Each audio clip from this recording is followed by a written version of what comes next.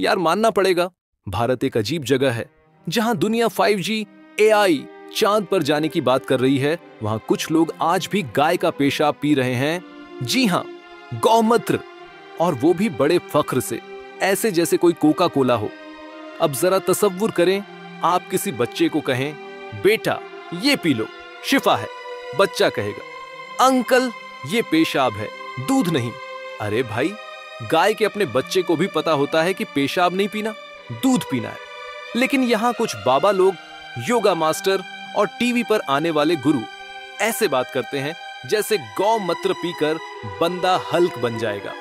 बाबा रामदेव जी तो इतने परजोश होते हैं कि कभी कभी लगता है ये कहीं रिफ्रेशमेंट के तौर पर पी रहे हों। कहते हैं इससे कैंसर ठीक होता है, शुगर खत्म, दिल मजबूत।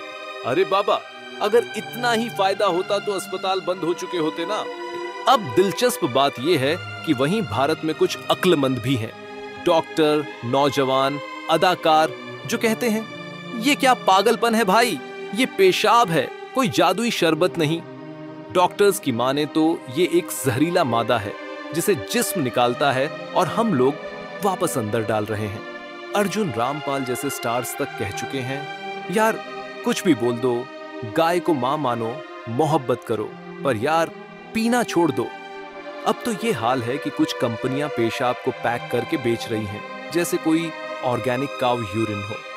वैसे नाम से तो लगता है जैसे कोई परफ्यूम हो, लेकिन हकीकत, भाई हकीकत तो नाक बंद करने वाली है। और सबसे मजे की बात, लोग इसे पीकर कहते हैं मन को सुकून मिला।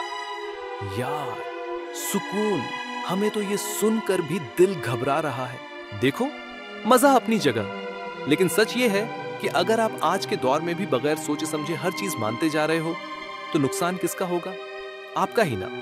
इसलिए दिल से एक बात समझो, पेशाब पीने की चीज नहीं, समझने की चीज है। और समझदार वही है जो परखे, समझे और सिर्फ वही करे जो अकल और सच दोनों साथ दे।